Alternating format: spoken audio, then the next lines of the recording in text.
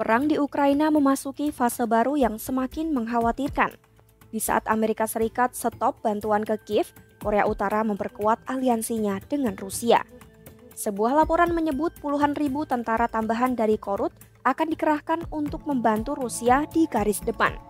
Tak ada pasokan senjata dari AS, Ukraina was-was Rusia bisa menyerang Kiev kapan saja. Ukraina seolah berada di ujung tanduk, terjepit antara serangan besar-besaran Rusia dan menyusutnya pasokan senjata dari sekutu mereka.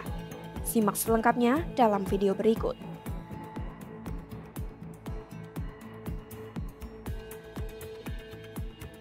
Melansir CNN, laporan intelijen dari pejabat Ukraina melaporkan, Korea Utara akan melipat gandakan jumlah tentaranya yang diterjunkan untuk membantu Rusia dalam perang di Ukraina.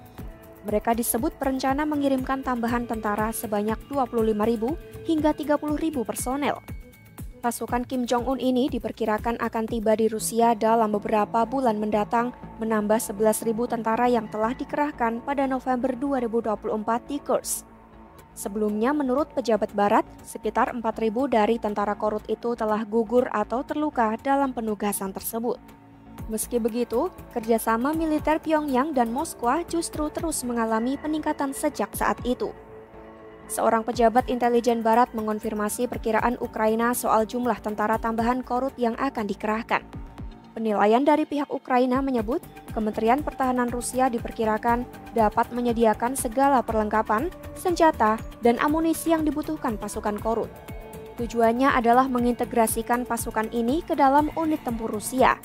Mereka diduga akan ditempatkan di wilayah Ukraina yang dikuasai Rusia dan mungkin dilibatkan dalam operasi ofensif berskala besar. Badan Intelijen Pertahanan Ukraina juga menemukan pesawat-pesawat militer Rusia sedang disiapkan untuk mengangkut personel dalam jumlah besar. Hal ini menunjukkan adanya persiapan logistik skala besar untuk memindahkan pasukan dari Korut melintasi Siberia ke wilayah Rusia. Jenny Town dari Stimson Center menyebut angka 30.000 terdengar tinggi namun tidak mustahil dan kemungkinan pasukan akan dikirim secara bertahap. Ia juga mencatat rumor bahwa jenderal Rusia telah memberikan pelatihan militer langsung di Korut. Bukti lain datang dari citra satelit dari Open Source Center yang menunjukkan kedatangan kapal dan aktivitas di pelabuhan Rusia serta bandara Sunan di Korut. Awalnya pada musim gugur 2024, Korut pertama kali mengirim 11.000 tentaranya ke Rusia secara diam-diam. Presiden Rusia Vladimir Putin baru mengonfirmasi pengerahan tersebut pada April 2025. Lalu pada Oktober 2024, tentara Korut terlihat menerima peralatan militer di Sergeyevka di Primorsky Krai. Sebulan kemudian, sebuah kapal kelas Ropucha yang mampu membawa 400 personel terlihat bersandar di pelabuhan Dunai. Kapal serupa kembali ke lokasi tersebut pada 18 Mei 2025. Citra satelit pada 4 Juni 2025 juga menunjukkan pesawat kargo IL-76 sedang meluncur di Bandara Sunan, jenis pesawat yang sama yang digunakan untuk pengerahan pasukan tahun lalu. Analis dari Open Source Center, Joe Barney, mengatakan pola transportasi pasukan Korut masih aktif dan bisa digunakan untuk pengerahan besar-besaran di masa mendatang.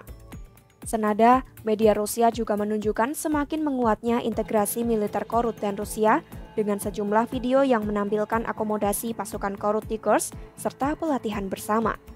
Ini menandai peningkatan interoperabilitas dan peran aktif Korut di medan tempur. Pada saat yang sama, Kepala Militer Ukraina Oleksandr Syrsky mengungkap Rusia sedang mempersiapkan kemungkinan serangan besar dengan mengumpulkan 110.000 tentara di sekitar kota Pokrovsk. Di sisi lain, penasihat utama Putin Sergei Shoigu mengunjungi Pyongyang 2 kali dalam 2 minggu pada Juni 2025 atas perintah Putin. Selama kunjungan, ia mengumumkan akan mengirimkan 1.000 pencari ranjau dan 5.000 pekerja konstruksi militer Korut ke wilayah Kursk untuk membersihkan ranjau dan membangun kembali infrastruktur yang rusak. Badan Intelijen Nasional Korea Selatan NIS melaporkan Pyongyang telah mulai memilih personel untuk dikerahkan ke luar negeri paling cepat Juli atau Agustus 2025. Hal ini selaras dengan pernyataan Rusia yang mengumumkan pengiriman ribuan petugas Korut untuk mendukung upaya rekonstruksi. Namun, belum jelas apakah NIS mendukung penilaian Ukraina yang menyebutkan kemungkinan pengerahan hingga 30.000 tentara. Investigasi CNN mengungkapkan Korut tidak hanya mengirimkan pasukan, tetapi juga senjata dan sistem artileri dalam jumlah besar ke Rusia. Intelijen Ukraina mencatat 82 serangan rudal balistik Korut, termasuk yang menewaskan 11 warga sipil di Pokros pada Januari 2024. Serangan meningkat pada Februari 2025, didukung dokumen latihan artileri Korut yang diterjemahkan ke Rusia, menandakan transfer teknologi. PBB melaporkan Korut telah mengirim 100 rudal dan 9 juta peluru ke Rusia, dengan 3.000 tentara juga dikirim awal tahun 2025.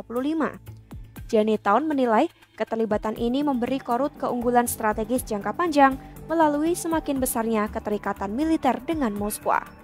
Melihat laporan ini, Menteri Pertahanan Ukraina Rustem Umerov memperingatkan pemimpin Korut Kim Jong-un sedang mengambil risiko besar dengan mengirimkan banyak pasukan elit yang berpotensi melemahkan stabilitas dalam negerinya sendiri akibat tingginya korban.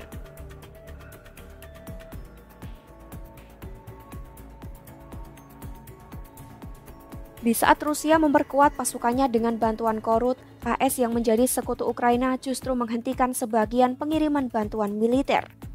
Wakil Sekretaris Pers Gedung Putih Anna Kelly pada Selasa 1 Juli 2025 mengatakan keputusan ini diambil setelah tinjauan dari Departemen Pertahanan untuk mengutamakan kepentingan nasional AS.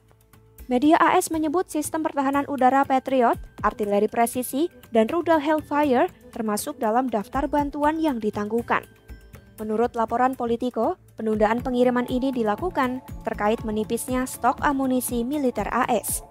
Akibatnya, menurut seorang pejabat AS, sejumlah pengiriman telah dibatalkan. Kondisi ini menjadi pukulan bagi Ukraina yang baru saja mengalami gelombang serangan rudal dan drone terbesar dari Rusia sejak awal perang.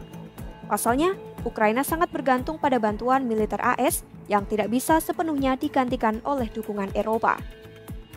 Saat KTT NATO di Belanda, Presiden Ukraina Volodymyr Zelensky telah meminta bantuan sistem pertahanan udara kepada Trump. Namun tanggapan Trump dinilai belum jelas. Merespons kabar penundaan bantuan ini, pada Rabu 2 Juli 2025, Zelensky menegaskan Kiev sedang mengklarifikasi seluruh rincian terkait pengiriman senjata yang tertunda. Сьогодні ж були доповіді міністрів оборони і закордонних справ України, зокрема по відносинах зі Сполученими Штатами Америки. Зараз на робочих рівнях між Україною та Сполученими Штатами з'ясовують всі деталі по постачанню оборонної підтримки, в тому числі компоненту ППО. Так чи інакше ми маємо забезпечити захист для наших людей. Sementara Kementerian Luar Negeri Ukraina memperingatkan penundaan ini hanya akan mendorong Rusia untuk melanjutkan agresinya, bukan mencari jalan damai. Kemlu Ukraina juga menyoroti pentingnya penguatan sistem pertahanan udara di tengah hantaman ratusan rudal dan drone Rusia yang terus menggempur kota-kota Ukraina hampir setiap malam. Di samping itu, Kementerian Pertahanan Ukraina menyatakan belum menerima pemberitahuan resmi dari pihak AS. Mereka mengimbau agar publik tidak berspekulasi atas informasi yang belum lengkap. Kemhan Ukraina pun menegaskan jalan untuk mengakhiri perang adalah melalui tekanan internasional yang konsisten terhadap pihak agresor. Meski begitu, tak dipungkiri mandeknya penyaluran bantuan senjata dari AS membuat Ukraina khawatir. Kiev telah memperingatkan gangguan pengiriman bantuan senjata dan amunisi AS akan mendorong Rusia memperpanjang perang di Ukraina. Perang di Ukraina akan memasuki tahun keempat, sementara posisi Kiev saat ini mulai terjepit. Di satu sisi, Korut siap-siap mengirim 30.000 tentara tambahan ke Rusia untuk memperkuat kolaborasi militer dan bantuan senjata yang sudah berjalan. Sedangkan di saat yang sama, AS menghentikan sebagian bantuan militer untuk Ukraina dengan alasan kepentingan nasional. Ukraina semakin was-was karena kapan saja kekuatan penuh Rusia bisa saja meningkatkan serangan terhadap Kiev. Lantas, bagaimana Kiev akan menghadapi situasi ini? Pantau terus perkembangannya hanya di YouTube Kompas.com.